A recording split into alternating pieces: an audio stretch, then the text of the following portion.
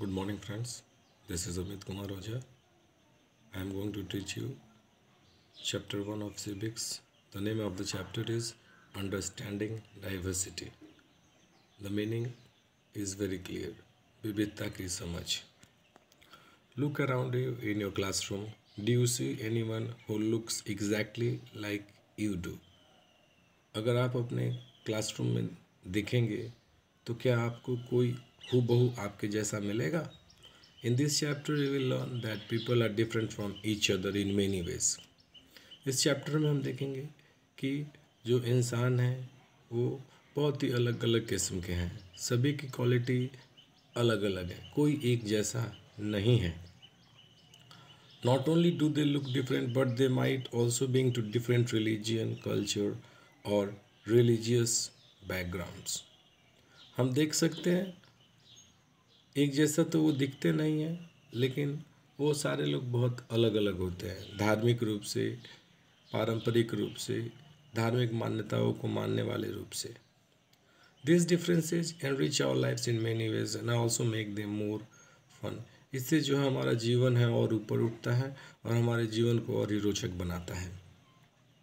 All these different people who come from all kinds of backgrounds and belong to all kinds of religions and cultures help to make India so interesting and so diverse. हम देख सकते हैं ये विविधता ही हमारे भारत देश को बहुत ही महान बनाती है. हमारे देश के लोग अलग अलग तरीके के धर्म का पालन करते हैं. सभी की पृष्ठभूमि अलग अलग होती है और यही विविधता हमारे देश को बहुत ही रोचक बनाती है. What does diversity add to our life? How did India become like this? Are all kinds of differences a part of diversity? Can diversity also be a part of unity? Read this chapter to find some answers. देखते हैं क्या ये विविधता हमारे जीवन को कोई आयाम देती है? हमारा देश कैसे इतना विविध बन गया? Are all kinds of difference a part of diversity? हमारे देश में जितने भी डिफरेंसेस हैं क्या वो सब विविधता ही हैं? Can diversity also be a part of unity? जैसा कि आपने देखा अनेकता में एकता भारत की खासियत है, तो क्या विविधता भारत की एक खासियत है? क्या ये एकता का प्रतीक है?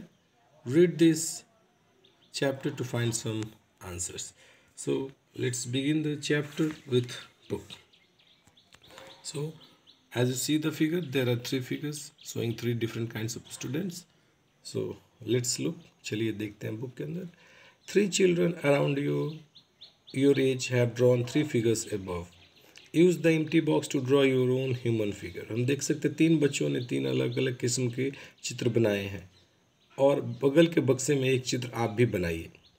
Is your drawing similar to any of the others? क्या जो आपने ड्राइंग बनाया है वो इन ड्राइंग के जैसा है कि उनसे अलग है? The chances are that your drawing is quite different from the other three. बहुत ही हद तक ये मुमकिन है कि आपने जो ड्राइंग बनाया है उन तीनों से बहुत अलग है. Which you can see are quite different from each other. This is because each one of us has a unique drawing style. हम सभी के पास एक अपना विचित्र कला है और वो कला ही हमको अलग बनाती है. We not only don't look exactly like each other but also differ in terms of the language we speak. हम एक जैसा दिखते नहीं हैं और बहुत सारी चीज़ें हैं जिसमें हम एक जैसा नहीं है. जैसे जो भाषा हम बोलते हैं वो भाषा हमारी एक दूसरे से अलग है. Our cultural backgrounds, हमारी पारंपरिक पृष्ठभूमि, the religious rituals we observe, जो धार्मिक परंपराएं हम लोग मान्यता करते हैं, and of course they we draw, और जिनको हम अपने जीवन में मान्य करते हैं. देखते हैं अगले पेज में. Now ask your teacher to help you check how many of you have similar answers. Is there anyone whose list matches yours exactly? Teacher से देखते हैं कि कैसा है सबका, क्या सबका मैच कर रहा है कि नहीं कर रहा है. Probably not. एकदम 100% है कि सभी का जवाब एक जैसा नहीं होगा.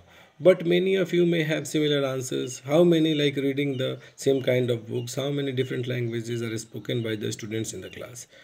By now, you must have recognized that many ways in which you are quite like some of your classmates and other ways in which you are different from them. बहुत सारे तौर तरीके हैं जहाँ पे आप अपने क्लासमेट की तरह दिखते हैं और बहुत जगह पे आप उनसे थोड़ा अलग हैं। चलिए अब देखते हैं अगला टॉपिक, मेकिंग फ्रेंड्स। दोस्त हम कैसे बनाते हैं। Do you think it would be easy for you to make friends with someone who was different from you? Read the following story and think about it. क्या जो आपसे अलग है, क्या आप उससे दोस्ती कैसे कर सकते हैं? ये इस पैराग्राफ को पढ़ करके हम थोड़ा समझते हैं।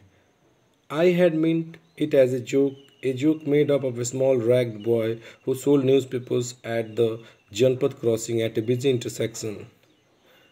यहाँ पे एक हंसी मजाक की तरह है, एक देहाती बच्चा है जो जनपद क्रॉसिंग के ऊपर न्यूज़पेपर बेचता है। Every time I cycled past, he would run after me, holding out the English paper and screaming out the evening headlines in a mixture of Hindi and English words.